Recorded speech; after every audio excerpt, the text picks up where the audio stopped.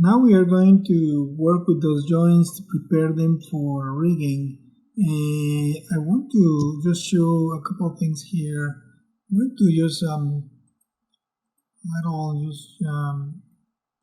just show my joints for a moment. And if I look at the first thing that that's a little bit annoying to me is the fact that, and I don't know why, Maya has created joints of different scales, different sizes. And although that is not a big deal, it's a little bit annoying. So if you click on them, you recognize that the radius size for each joint is changing a little bit under the attributes for. So I'm going to try to select them all. I'm trying to unify them. So say 0.60. That way you have them all on the same size. That's annoying. Another thing is that, one thing is when you look at them in the size here. Another thing is when you say display animation, joint size, and you can have, change all of them in general. But this is only preview, is nothing else. It's worth mentioning that my character, before I continue, my character is full size. I'm rigging a character that is total height. She's about 170 centimeters tall. So trying to keep her on the real life size scale.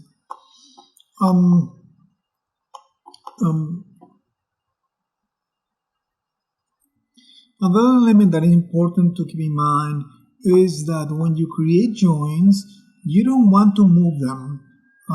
What I mean by that is this. Let me just hide my geometry again, and you can modify the placement of them, but you don't want to rotate them. Is what I meant to say, because if you look at the attributes for all the joints, of course, placement. They need to have a placement in X, Y, Z.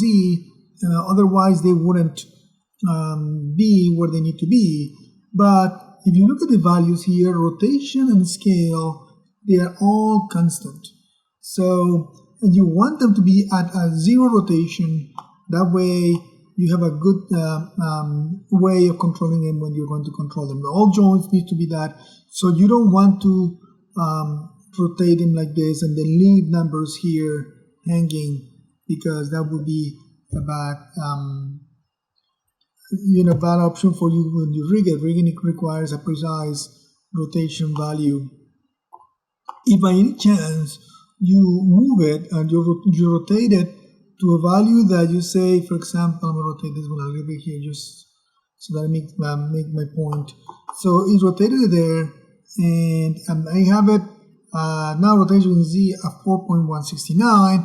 I want to modify freeze transformations on that rotation value. Notice how the rotation goes 0, but the translate values don't change. So that gives me a good way of looking at it. Now let me just change my display of my joints a little bit and make them to be, let's say 2. That way I can look at them a little bit easier. Now, other thing that is important to pay attention to is that joints have additionally not only the rotation value, but they have an orientation value. That is, if you look at the joint when you select them, there is a little XYZ that you see inside of each joint.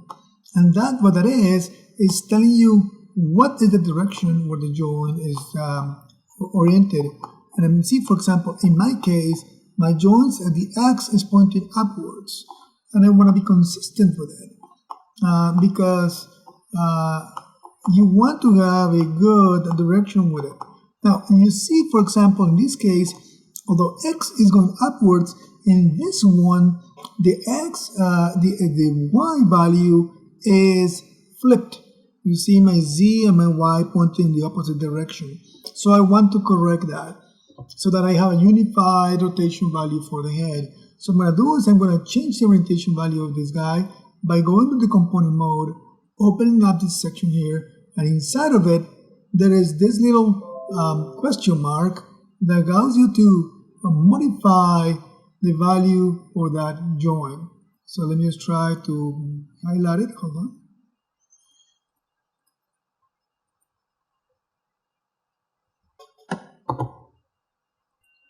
I was forgetting, I need to actually make sure that I show, I'm going to say all, I'm going to hide the polygon still. So I can go under component mode, and I can select this object, select it and go to component mode. Now with the little question mark activated, I can look at the orientation of this object and I can modify it. So what I want to do is rotate it around. I can rotate it by moving it, rotating it better. If you try selecting it here, it won't select it, but if you click in the center of it, it'll highlight it. And now I can use the rotation tool to move it around. I need to keep the Y going up, so I'm going to just try to rotate it. If I press my J key, that will allow me to rotate in increments that are more precise. I think it's 15-degree increments. That way I have the orientation the way I want it to be. Make sure that I did it correctly. Seems to be the one that I want. So let me just go and click on, you gotta get out here and select this guy again. And I can see now that both are pointing X down the chain and Y pointing back. I'm going to change the last one, although the last one is not that important because the last one won't have any control over anything. But I'm going to do it still just for consistency, just to make it better. So I'm going to just use my rotation tool. I'm just going to grab, I'm going to actually grab, and I'm going to have my, sorry, let me just undo that. One more time, holding J, and then go X pointing upwards, J again, there we go. And I think it's this way. So I have the whole join chain matching the other ones. And make sure I can click on this one to look at it. There we go.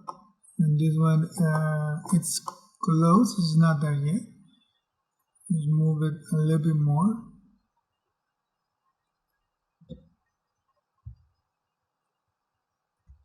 Moment.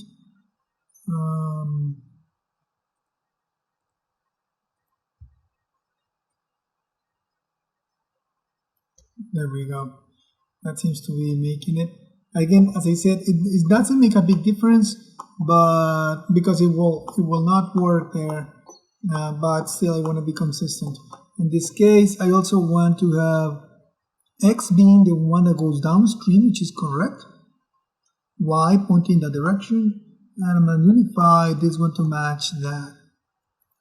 So this one, I'm going to click on the tool to hopefully rotate it holding my J key. Let me make sure it works correctly. And the other one, Z is the one that has to be pointed to the opposite direction.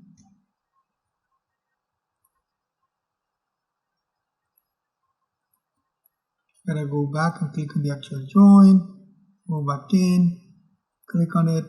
Now I'll use my rotation tool. I'm going to try to have X pointing down the string of join there is. And that seems to be correct, oriented with the other one. That is the orientation of the joins. That way joins will have all a consistent orientation. Now that I have my joins created in the location with correct orientation, I'm going to start creating controllers for them. And when the controllers are done, different ways and different type of controllers, and you can use pretty much any object as a controller. In this case, I'm going to use curves. So I've already activated my curves tab here. And then you just click on this circle. That creates a circle at the center of the world. You can see the center of the world around there. And I'm going to move that to snap my joint. So I'm just going to move the move tool, hold the V key, V as in Victor, and I'm going to just snap it to that joint there. I'm going to frame on it. Actually, I'm not going to use that one. I'm going to, the joint, because it's connected to the body, is going to be outside of my range, and I'm going to have a separate controller for it. When I have this one, I'm going to just hold V and move it to that one. I'm going to scale it up so that it makes sense, and something like that might be okay. And I'm going to just duplicate it, and then I'm going to move that duplication to my jaw, to my head, and then I'm going to duplicate that one more time, and I'm going to duplicate that one to the jaw. So I have 3 controllers that are created right now that are snapped to the location where they want them to be. Now, this one is going to control the neck, so she's going to be able to look up and down, and this one is going to control the head. Looking at that controller, looking at the neck right now, I'm not totally sure about the location of the neck. I'm going to move it a little bit. Seems a little down for the control of the neck, so I'm going to move this one down a little bit. But before doing that, I'm going to disconnect this one and say Shift P. That way I disconnect it, and you simply do an unparenting from that one to that one. I'm going to move it down. If yours is okay, you don't need to move. You just need to move it down a tiny bit here, just to make it a bit lower, because it felt a little high for her neck. And then I'm going to say modify fringe transformations, because that joint got moved a little bit. When I go back to this one, and I hit P again just to parent it, and I'm going to snap this one to that joint a little bit more correctly. Now, these guys, I need to modify fringe transformations on them. So modify fringe transformations. Fringe transformations. And I'm going to do the same thing for this one. Modify fringe transformations and modify fringe transformations. But I don't want to be just like the way they are. I need them to look a little bit better on my object. So let me just show my polygons here and say show that. And of course they are not matching correctly. But in order to move that, I'm going to just move the vertices. I'm not going to rotate them on fringe transformation there. I'm going to just remove the vertices. So I'm going to uncheck my geometry, uncheck my joints there, so I don't select them by accident. I'm going to select my control vertex, and then I'm going to select all of them. And right now, I will be able to modify the rotation of this controller to make that her neck, and that one makes it. And I have not changed the rotation values because I modified the vertices. So let me do the same with this one. But this one, remember, this one is pivoting on that joint. So I'm going to just go to Control Vertex. I'm going to select all of those vertices. And this one, I'm going to move it up in an area where it's a little bit easier for me to manipulate that head. So I'm just going to scale up like that.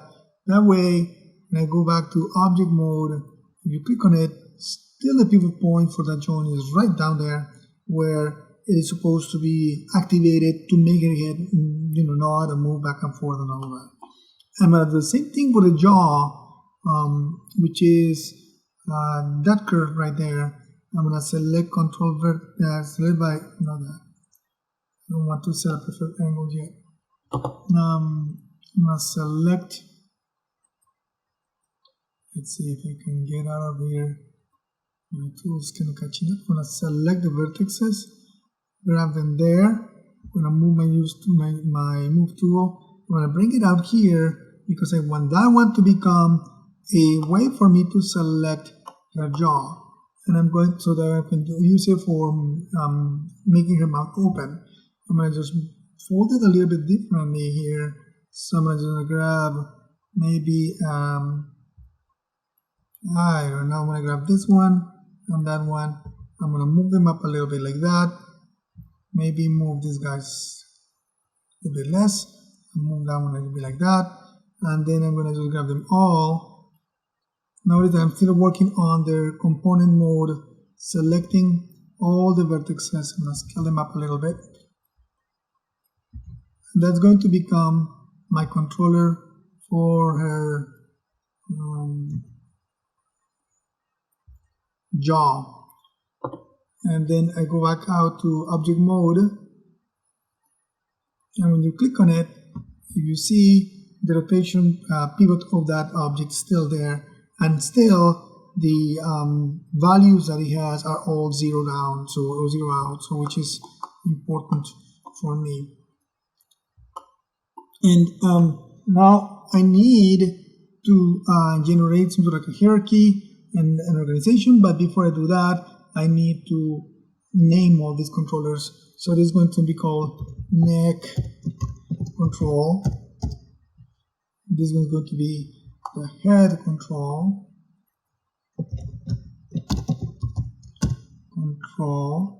And this one is going to be jaw control.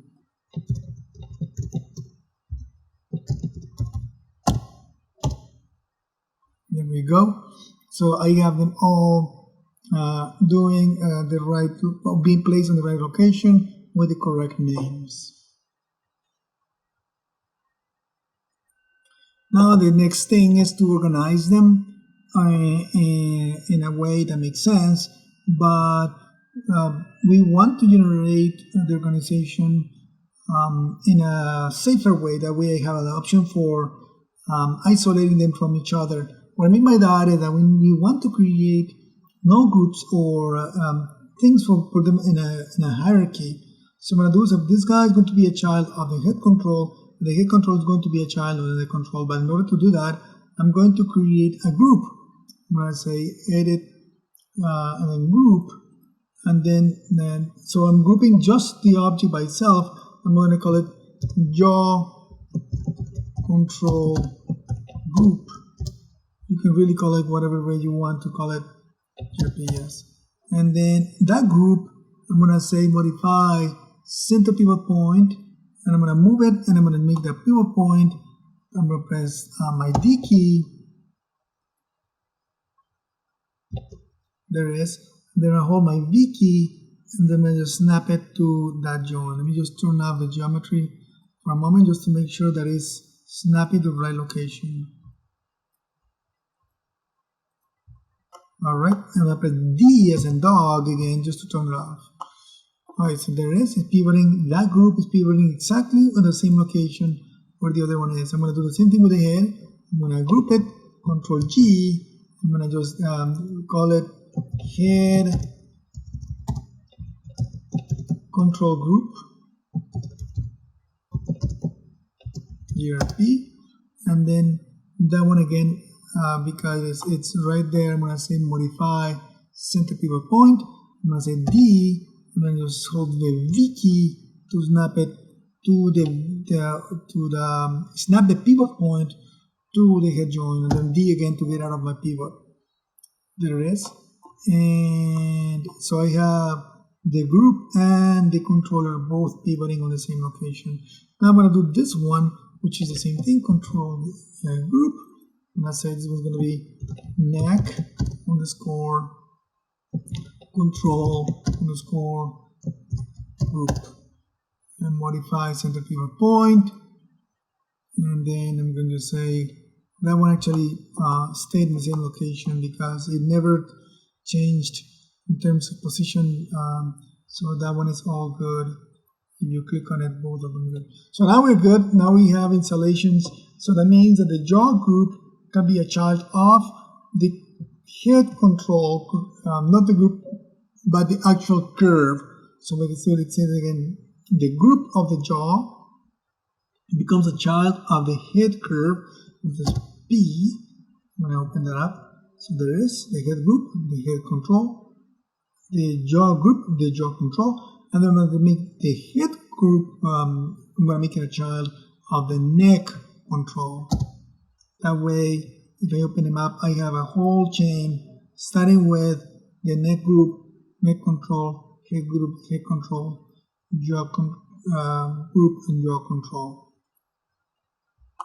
Now the last thing that we need to do is to generate a relationship between these controllers and my joints. And that is something as simple as creating orientations or constraints that allows me to manipulate those joints the best way I can. So I'm going to start with the jaw. So I'm going to select on that curve, not the group, the curve. I'm going to select the joint.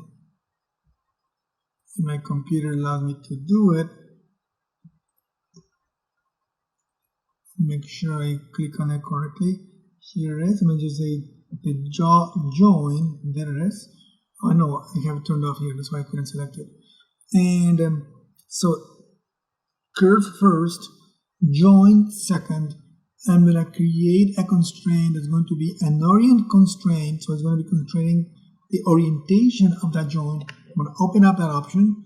I'm going to say maintain offset, although there is no offset, but I'm going to say maintain offset. I'm going to constrain the orientation of it in all directions.